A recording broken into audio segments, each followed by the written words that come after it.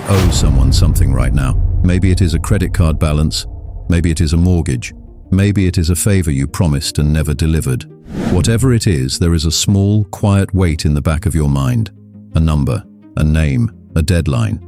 And somewhere beneath the stress of it all, a feeling that is hard to name but impossible to ignore. Something that feels less like math and more like guilt. Here is what nobody tells you. That feeling is not a flaw in your character. It is one of the oldest survival mechanisms ever built into the human mind. And the real answer for why debt feels the way it does is far stranger than anything your bank will ever explain to you. Long before there were banks, long before there were coins or contracts or credit scores, your ancestors were keeping score, not on paper, not in spreadsheets, in their heads, in their bodies, in the social architecture of small, tightly bonded groups of between 50 and 150 people who depended on each other to survive. Anthropologist Marshall Sahlins called these groups the original affluent society, not because they were wealthy in the way you think of wealth, but because they had enough food, enough warmth, enough protection, and they maintained that enough through a system so sophisticated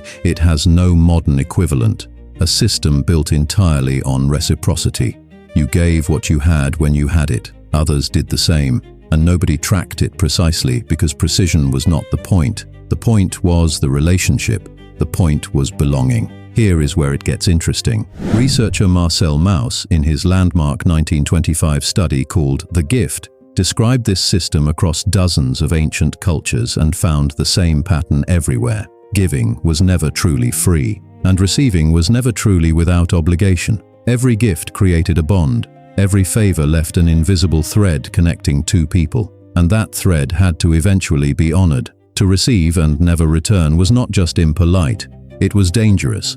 It threatened your place in the group. And in a world where the group was your only protection against starvation and predators, losing your place was a death sentence. Your brain learned this lesson so thoroughly that it encoded it, not as a memory, as a reflex. Think about the last time someone held a door open for you and you had nothing to give back. Not even a thank you because you were too far away, because the timing was off, because you were on the phone. What happened in your body? A small flash of discomfort, a flicker of what might be called social pain.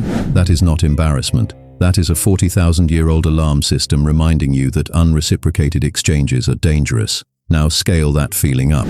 Multiply it by thousands of dollars. By years, by interest rates that compound while you sleep. That is what debt does to the human nervous system. It does not register as a financial instrument. It registers as a broken social bond, and your ancient brain responds accordingly. Neuroscientist Naomi Eisenberger at UCLA ran experiments showing that social pain and physical pain activate many of the same neural pathways. When you feel excluded, betrayed, or indebted beyond your ability to repay, your brain processes that information in the same regions that respond to a twisted ankle or a burned hand. Debt is not just stressful. For your brain, debt hurts. But here is where your ancestors had something you do not. In small forager societies, debt was never abstract. You could see the person you owed.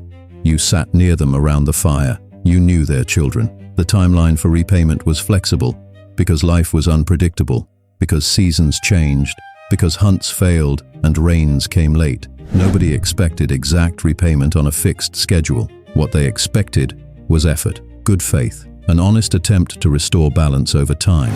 And if things went badly and you simply could not repay, the group absorbed the loss, because tomorrow it might be them. Modern debt operates on none of these principles. Modern debt is anonymous.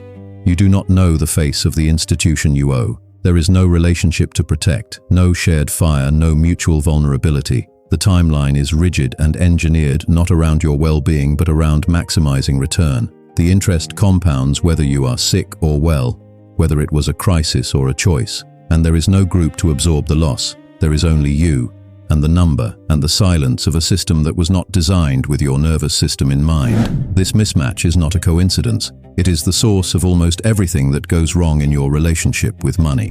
Economist Richard Thaler, who won the Nobel Prize for his work in behavioral economics, has spent decades documenting the ways ancient psychology clashes with modern financial systems. One of his most striking findings is something he calls mental accounting. The idea that human beings do not treat money as a single fungible resource. You treat it as a collection of separate emotional pools. Money you earned by working late feels different from money you found in a coat pocket. Money you owe on a mortgage feels different from money you owe to a friend.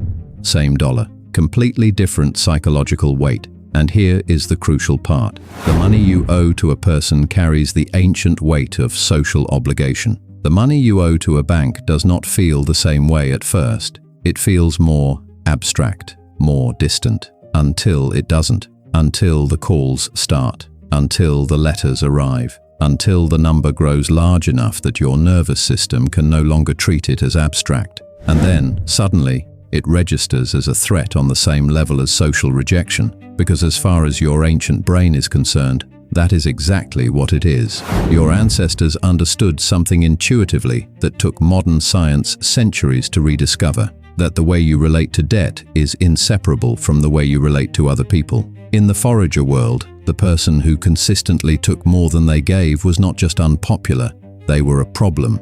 They created imbalance. They disrupted the flow of reciprocity that kept everyone alive, and the group had ways of handling it. Social pressure, gossip, exclusion, shame. These were not cruel punishments.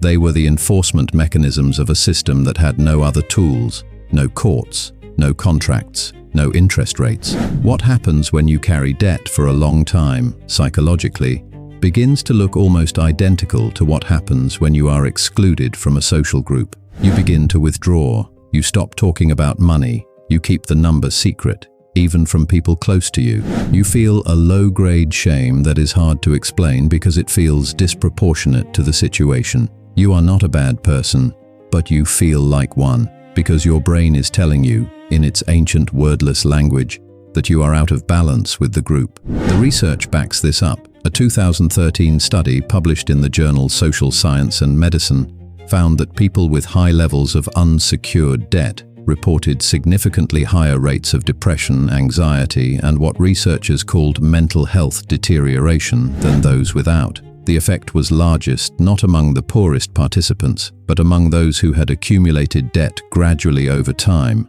who could remember what it felt like to be in balance. The loss of that feeling was its own wound.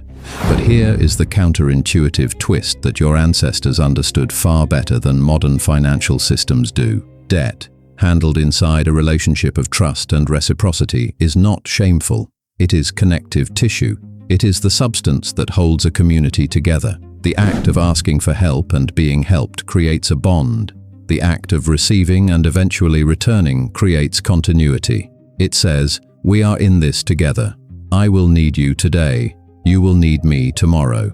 And both of those things are true, and neither of them is weakness. The shame around debt is not ancient. The shame is modern. It emerged in the same era that transformed debt from a relationship into a transaction, from a human act into a financial product. The moment debt became something you had with an institution rather than with a person, it lost the social scaffolding that gave it meaning and replaced it with nothing except a number growing larger in the dark. So, what do you do with this? You cannot go back to forager economics. You cannot replace your mortgage lender with a neighboring hut and a shared fire. But you can do something your ancestors did without thinking. You can bring your debt back into relationship, not with your bank, but with yourself. With the people around you who are probably carrying exactly the same weight you are, in exactly the same silence. Research by Dr. Thomas Gilovich at Cornell suggests that social comparison around money is one of the most powerful and least acknowledged sources of financial suffering, not because your situation is objectively worse than others, but because you believe it is. Because everyone is hiding the same thing in the same way. And isolation is always more frightening than the problem itself. Your ancient ancestors sat around a fire together and counted what they had.